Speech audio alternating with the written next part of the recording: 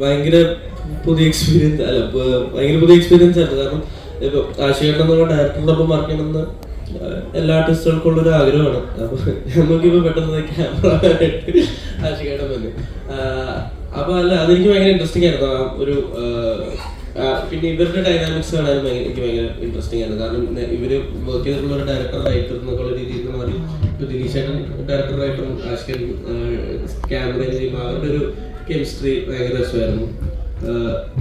പിന്നെ ആഷിഖൻ purely as A സിനിമാറ്റോഗ്രാഫറാണ് ഇതിൽ work ചെയ്തിരുന്നത്. കാരണം ആഷിഖൻ ഒരു ഡയറക്ടറാണ്. ആഷിഖേട്ടൻ ആണെങ്കിൽ നമുക്ക് സജഷൻസ് തരാം, അല്ലെങ്കിൽ as A director also involve ആവാം. പക്ഷെ ആഷിഖേട്ടൻ പ്യുവർലി ആസ് എ സിനിമാറ്റോഗ്രാഫറാണ്. എപ്പോഴും ക്യാമറയുടെ ബാക്കിലിരുന്ന് അല്ലെങ്കിൽ അതിൻ്റെ റിലേറ്റഡ് ആയിട്ടുള്ള കാര്യങ്ങൾ ചെയ്ത് ആണ് ഇൻവോൾവ് ആയിരുന്നത്. അപ്പോൾ അത് ഭയങ്കര രസമായിരുന്നു.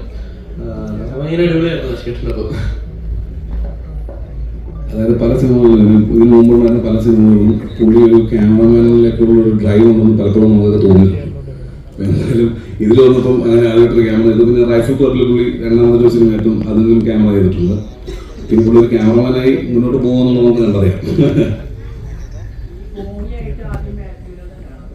അതെ അതെ അതെ അതെ അതെ.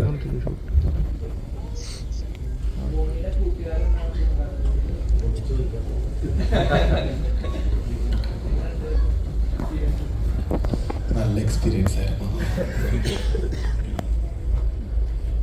ഇത്ര നല്ലൊരു ക്രൂവിൻ്റെ ഒപ്പം തന്നെ വർക്ക് ചെയ്യാൻ പറ്റി വളരെ നല്ലൊരു എക്സ്പീരിയൻസ് ആയിരുന്നു.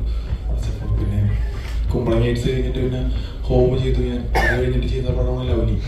അപ്പോൾ ഈ ക്രൂവിൻ്റെ ഒപ്പം തന്നെ മാത്യുവിൻ്റെ ഒപ്പം തന്നെ അഭിനയിക്കാൻ പറ്റി എനിക്ക് നല്ലൊരു കംഫോർട്ടായിരുന്നു. പിന്നെ ആഷിഖേട്ടൻ ക്യാമറ ചെയ്യുന്നു എന്നൊക്കെ പറഞ്ഞപ്പോൾ ഞാൻ എക്സൈറ്റഡ് ആയിരുന്നു. എല്ലാവരും ഉണ്ടായി, കൂളായിരുന്നു. അപ്പം ഞാനും സെയിം എനിക്ക് പെട്ടെന്ന് ഓർമ്മ വരുന്നൊരു കഥ എന്ന് പറഞ്ഞാൽ, ഞാൻ സെറ്റിൽ ഇങ്ങനെ എൻ്റെ റോളിനെ കുറിച്ച് കൂടുതൽ ചോദിച്ച് മനസ്സിലാക്കുകയായിരുന്നു. അതായത് ഷൂട്ട് കഴിയാറായി, ഏറ്റവും ലാസ്റ്റത്തെ ഘട്ടം. അപ്പോൾ ഞാൻ ദിലീഷേട്ടനോട് ഇങ്ങനെ ഒരു കാറിൽ പോണ വഴി, ചേട്ടാ എൻ്റെ കുടുംബ പശ്ചാത്തലമൊക്കെ എങ്ങനെയാണ് എന്നൊക്കെ ചോദിച്ച് കുറേ അനാവശ്യ ചോദ്യം ചോദിക്കായിരുന്നു. അപ്പോൾ ദിലീഷേട്ടൻ പറഞ്ഞ് നിനക്ക് ആകെ 2 സീനുകൾ അഭിനയിച്ചിട്ട് പെട്ടെന്ന് പോടായിരുന്നു ചോദ്യം ചെയ്യും. അപ്പം ഭയങ്കര എൻജോയ് ചെയ്തൊരു ഷൂട്ടാണ്. അപ്പം ഭയങ്കര ഭാഗ്യം എന്ന് വെച്ചാൽ ഞാനിപ്പോൾ അഭിനയിച്ച പടക്കം എന്ന് പറഞ്ഞൊരു സിനിമയും തിയേറ്ററുകളിലുണ്ട്. അപ്പോൾ അതേ സമയത്തൊരു മറ്റൊരു സിനിമയും കൂടെ വരിക എന്ന് പറഞ്ഞാൽ ഭയങ്കര എക്സൈറ്റിംഗ് ആണ് ആസ് എൻ ആക്ടർ. അപ്പം പ്രത്യേകിച്ച് ഒരു 3D സിനിമ എന്നൊക്കെ പറയുമ്പോൾ നമുക്കിനി ഭാവിയിലേക്കൊക്കെ പറയാമല്ലോ. അപ്പോൾ ഒരു 3D പടത്തിൽ അഭിനയിച്ചിട്ടുണ്ട്. അത്രയും ഭയങ്കര സന്തോഷം തോന്നുന്നു. ഒരു ടെക്നിക്കലി ഇത്ര അഡ്വാൻസ് ആയിട്ടൊരു പടത്തിൻ്റെ ഭാഗമാവുകയും ബാക്കി നിങ്ങൾ പറയുന്നതാണ് ഞാൻ കേൾക്കാൻ ആഗ്രഹിക്കുന്നത്. എങ്ങനെ ഉണ്ടായിരുന്നു പടം, അല്ലെങ്കിൽ നിങ്ങൾക്ക് എങ്ങനെ വിഷ്വലി എങ്ങനെ തോന്നി, 3D എഫക്ട്സും കാര്യങ്ങളും എങ്ങനെ തോന്നി എന്നറിയാനും നമുക്കും ഭയങ്കര എക്സൈറ്റ്മെന്റ് ഉണ്ട്. സോ അതാണ്.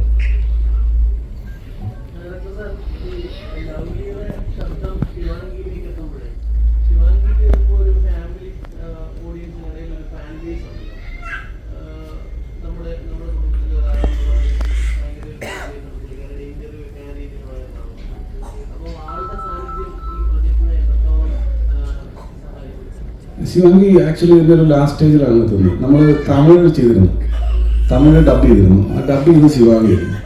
അപ്പോൾ നമ്മൾ നോക്കിയപ്പോൾ ആ സൗണ്ടിൽ ഒരു ഇത്തരത്തിലുള്ളൊരു ആനിമേറ്റഡ് ക്യാരക്ടർ, ഒരു എന്താണ് പറയുന്നത്, ഒരു ഈച്ച പോലെ ഒരു ക്യാരക്ടറിന് ആ സൗണ്ട് സ്യൂട്ടബിൾ ആവും.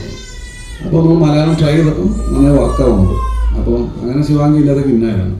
ശിവാംഗി വളരെ ഭയങ്കര എനർജറ്റിക് ആയിട്ടുള്ള ഒരാളാണ്, വളരെ സ്മാർട്ടുമാണ്. അപ്പോൾ എന്തായാലും ശിവാംഗി വന്നതിൽ നമുക്ക് ഭയങ്കര അഡ്വാൻറ്റേജ് ഉണ്ട്.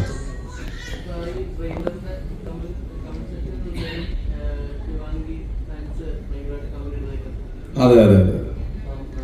ശിവാംഗി വളരെ അത്ര എന്താ പറയുക വൈറലായിട്ടുള്ള ഒരാളാണ്. ആ ഉണ്ട്. അടുത്ത ആഴ്ച ആയിരിക്കുള്ളൂ.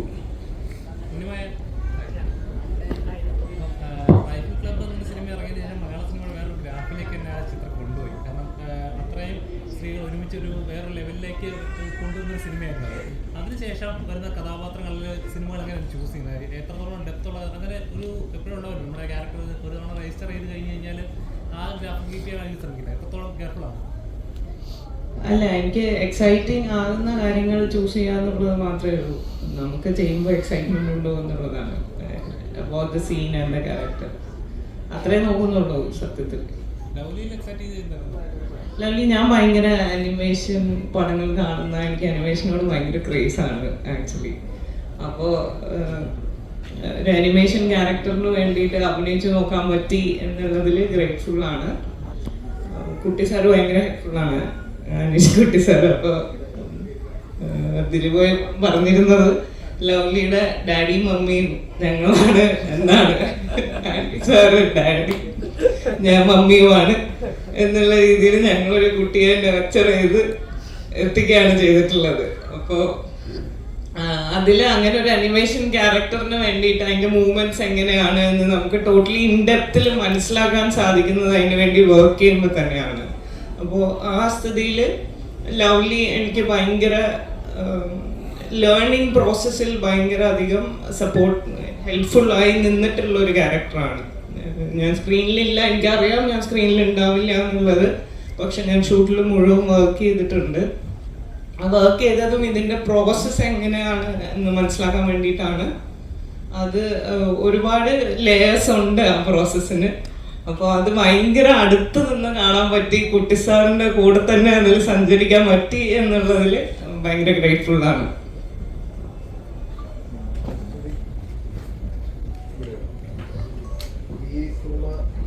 ഈ സിനിമയിലൂടെ പറഞ്ഞു വെക്കുന്ന ഒരു സദാചാര ബോധത്തിന്റെ ഒരു എലമെന്റ് ഉണ്ട്. അത് ആ ഒരു കണ്ടന്റ് എടുക്കുമ്പോൾ ഒരു സ്ത്രീ എന്നുള്ള നിലയ്ക്ക് കൂടെ എന്തായാലും പറയാനുണ്ടോ? അത് ഷൂട്ട് ചെയ്യുമ്പോഴോ? അല്ല, ഇപ്പം അതായത് ഒരു സമൂഹത്തോട് ആ ഒരു കണ്ടന്റ് പറയുമ്പോൾ ആ കണ്ടന്റുമായിട്ട് ബന്ധപ്പെട്ട് ശരിക്കും പറഞ്ഞാൽ സ്ത്രീ എന്നുള്ള നിലയ്ക്ക് എന്തെങ്കിലും പറയാനുണ്ടോ? സ്ത്രീക്ക് അങ്ങനെ ഒരാള് ഒരു ഇൻസിഡന്റ് ഉണ്ടായാൽ ഈ പറയുന്ന പ്രതികരണമാണോ വേണ്ടത് എന്നുള്ള രീതിയിൽ?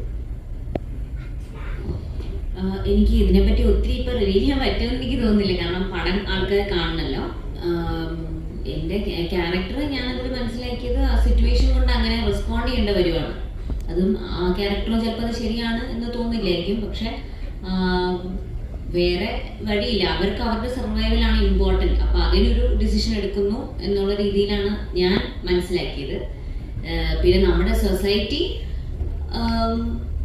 ഒരു സ്റ്റേജിൽ എത്തണം ഇതിനോടൊക്കെ കംഫർട്ടബിൾ ആവുന്നത്.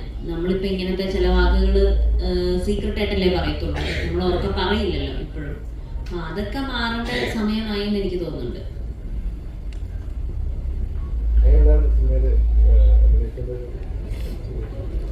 സോ ഇവരൊക്കെ പറഞ്ഞ പോലെ തന്നെ ചെറുപ്പം തൊട്ടേ ഞാൻ ഒത്തിരി ആനിമേറ്റഡ് പടങ്ങൾ കാണുന്ന ഒരാളാണ്. ഞാൻ തിയേറ്ററിൽ തന്നെ പോയി കാണുമായിരുന്നു. പിന്നെ മറ്റേ നമ്മുടെ VCR അങ്ങനെ ഒത്തിരി ആനിമേറ്റഡ് പടങ്ങൾ ഇപ്പോഴും കാണുന്ന ഒരാളാണ്. അപ്പോൾ അതുകൊണ്ട് തന്നെ ലവ്ലിയിലേക്ക് എന്നെ ഓഡിഷൻ വിളിച്ചപ്പോൾ ഞാൻ ഭയങ്കര ഹാപ്പി ആയിരുന്നു. പിന്നെ ദിലീഷ് ചേട്ടൻ ഇതിന് മുന്നേ ഉള്ള തമാർ പട എന്ന് പറഞ്ഞ പടം എനിക്ക് ഭയങ്കര ഇഷ്ടമുള്ളൊരു പടമാണ്. അപ്പം അങ്ങനെ മൊത്തത്തിൽ ഞാൻ എക്സൈറ്റഡ് ആയിരുന്നു അന്ന് അതിൻ്റെ സ്റ്റോറി പറഞ്ഞപ്പോഴൊക്കെ. വർക്ക് ചെയ്യാനും അടിപൊളിയായിരുന്നു. ഐ മീൻ നമുക്ക് ഇങ്ങനെ മിലിന്ദാണ് കാസ്റ്റിംഗ് ഡയറക്ടർ. അപ്പോൾ നമ്മൾ കുറേ സീൻസൊക്കെ ഇങ്ങനെ ഇംപ്രവൈസ് ചെയ്ത് നോക്കുമായിരുന്നു. കൂടെ അഭിനയിച്ച ആക്ടേഴ്സും എല്ലാവരും ഭയങ്കര ലൈവായിട്ട് നിൽക്കുന്നവരാണ്. അപ്പം നമുക്ക് ഒത്തിരി പോസിബിലിറ്റി ഉണ്ടായിരുന്നു അഭിനയിക്കുമ്പോൾ. അങ്ങനെ പിന്നെ ആഷികേട്ടനുണ്ട്, മാത്യുണ്ട്, ടീമുണ്ട്, പിന്നെ നമ്മുടെ ജെൻസി ബോയ്സ് ഉണ്ട്. അപ്പം എല്ലാവരും ഭയങ്കര അടിപൊളിയായിരുന്നു. നല്ല സൂപ്പർ എക്സ്പീരിയൻസ് ആയിരുന്നു.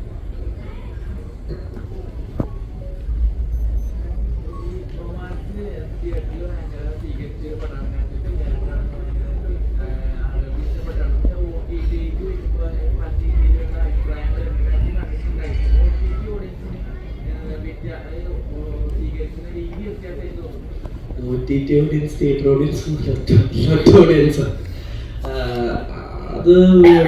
അത് തിയേറ്ററിൽ വന്നപ്പോൾ ആ പ്രശ്നങ്ങൾ തന്നെ ഉണ്ടായിരുന്നു ആ ക്യാരക്ടറിന്. അത് ഈ പറഞ്ഞ പോലെ നമ്മൾ എല്ലാവരും ചേർന്ന് ആ ക്യാരക്ടറിൻ്റെ അടുത്തൊരു മീറ്റർ ചിലപ്പോൾ തെറ്റിപ്പോയതാണെന്നാണ് എനിക്ക് മനസ്സിലാക്കുന്നത്. അത് ഇപ്പോൾ ആൾക്കാർ ഓവറാന്ന് പറയുന്നത് ഓവറായിട്ട് തന്നെയാണ്. പിന്നെ ആ ക്യാരക്ടർ ചില സ്ഥലത്തൊക്കെ അവൻ്റെ സിറ്റുവേഷൻ എന്ന് പറഞ്ഞാൽ ഒരു മെഡിക്കൽ സിറ്റുവേഷൻ ഉണ്ടാക്കാറുള്ളത് ഒരു സ്ഥലത്ത് പറയുന്നുണ്ട്. വാട്ടർ അപ്പം അത് ആൾക്കാർക്ക് ഒരു മെജോറിറ്റി ഓഫ് ആൾക്കാർക്ക് അത് വർക്കായിട്ടില്ല എന്നുള്ളത് അത് മനസ്സിലാക്കുക എന്നുള്ളത്. അത് ഓഡിയൻസും അല്ലെങ്കിൽ പ്ലാറ്റ്ഫോം മാറിയതിൻ്റെ പ്രശ്നമല്ല, അത് നമ്മൾ ചെയ്തതിൻ്റെ പ്രശ്നമാണ്. അപ്പോൾ അത് കുറച്ചും കൂടെ ചിലപ്പോൾ വൃത്തിക്ക് എല്ലാവർക്കും കൂടെ കൺവിൻസിങ് ആവുന്ന രീതിയിൽ ചെയ്യണമായിരുന്നു. അപ്പോൾ അത് നമ്മൾ ആ സമയത്ത് ഷൂട്ടിൻ്റെ സമയത്ത് എടുത്തൊരു ജഡ്ജ്മെൻറ്റ് പ്രശ്നമാണ്. അത്രേ ഉള്ളൂ. എന്തോ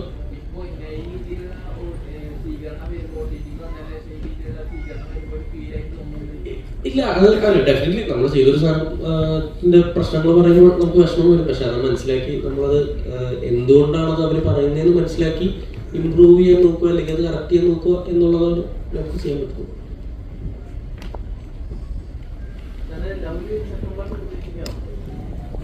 ഇത് സക്സസ് ആണെങ്കിൽ നമുക്ക് ഒരു സെക്കൻഡ് പറഞ്ഞു പോകും. സാർ അതിന്റെ പോസ്റ്റ് പ്രൊഡക്ഷൻ വർക്ക് എത്ര ടൈം എടുത്തു ഈ VFX ചെയ്യാൻ? ഒരു എത്ര എടുത്തു? 1 year മോൾ എടുത്തു എന്തായാലും. പിന്നെ ഇതിന്റെ 3D കൺവേർഷൻസ് ഉണ്ടായിരുന്നു. അപ്പോൾ അതിനൊരു വേറൊരു ടീം തന്നെയാണ്.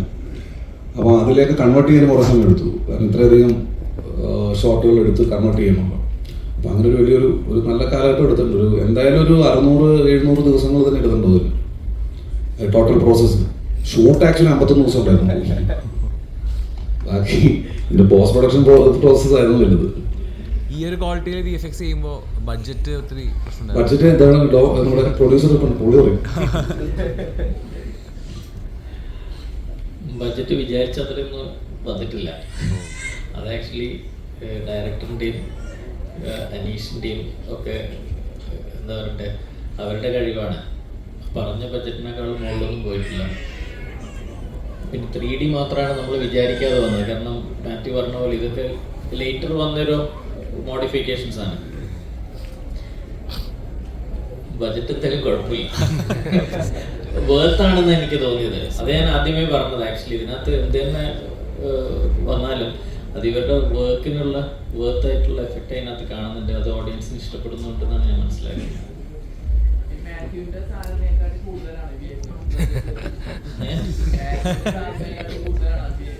നമ്മൾ പൈസയിലല്ലല്ലോ കാര്യം.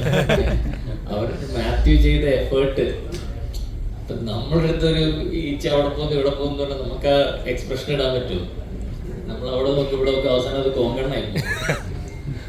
മാത്യു വളരെ കറക്റ്റായിട്ട് അത് എക്സിക്യൂട്ട് ചെയ്തു, നല്ല രീതിയിൽ അത് ഡെലിവറി ചെയ്ത് പുറത്തു വന്നു.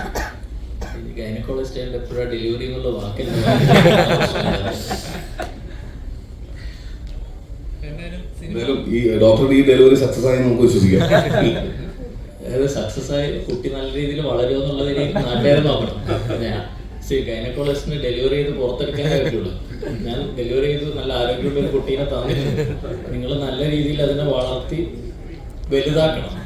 അങ്ങനെ വന്നാൽ ഞങ്ങൾ ഇതിന്റെ രണ്ടാമത്തെ കുട്ടിയെ കുറിച്ച് കൂടി ആലോചിക്കും. ഓക്കെ, ഡോക്ടർ എപ്പോഴും പറയുന്നത് ഞാൻ അവിടെ സർജറി ചെയ്യട്ടെ എന്നാലും ഇവിടെ ബാറ്റ് കൊടുക്കാൻ പറ്റുള്ളൂ എന്ന് പറയും. അങ്ങനെയൊന്നും പറയില്ലേ. അവസാനം അവിടെ കണ്ണൂർ പോകുമ്പോൾ നാട്ടുകാരെന്നെ പഞ്ഞിക്കിടും. ഞാൻ മൊത്തം ബില്ല് കൂട്ടിയിടാന്നൊക്കെ പറഞ്ഞിട്ട് അങ്ങനെയൊന്നും ഇല്ല കേട്ടോ. വളരെ തുച്ഛമായ രീതിയിൽ ഡെലിവറി നടത്തിക്കൊണ്ടിട്ടുണ്ട്. സാധാരണ ഗൈനക്കോളജിസ്റ്റ് അല്ല. എനിക്കൊരു മാർക്കറ്റിംഗ് ആയിക്കോട്ടെ. ഞാൻ ആഷിഖ് ഭായ് എന്നോട് പറഞ്ഞേ ഒരു ദിവസം ഡോക്ടറെ ജയിലിന്റെ സീനും കൂടി അഭിനയിച്ചിട്ട് പോയാൽ മതി. ഞാൻ പറഞ്ഞു ആഷിഖേട്ടാ ഇത് അഭിനയിക്കാൻ നിന്നാൽ നാളത്തെ ബാറ്റ് മുടങ്ങും. അയ്യോ വേണ്ട വേണ്ട, അത് നമുക്ക് പിന്നീട് സ്റ്റിച്ച് ചെയ്ത് ചേർക്കാം. ഡോക്ടർ ധൈര്യമായിട്ട് പോയി ഡെലിവറി എടുക്കുക. അപ്പം എന്തായാലും എല്ലാ ടീമിനോടും എനിക്ക് വലിയ നന്ദിയുണ്ട്. കാരണം ഞാനൊരിക്കലും ഷൂട്ടിംഗ് സ്ഥലത്ത് എൻ്റെ ഷൂട്ട് ഡേയ്സിനല്ലാതെ ഞാൻ ഒരിക്കൽ പോലും വന്നിട്ടില്ല, പ്രൊഡ്യൂസർ ആണെങ്കിൽ കൂടെ.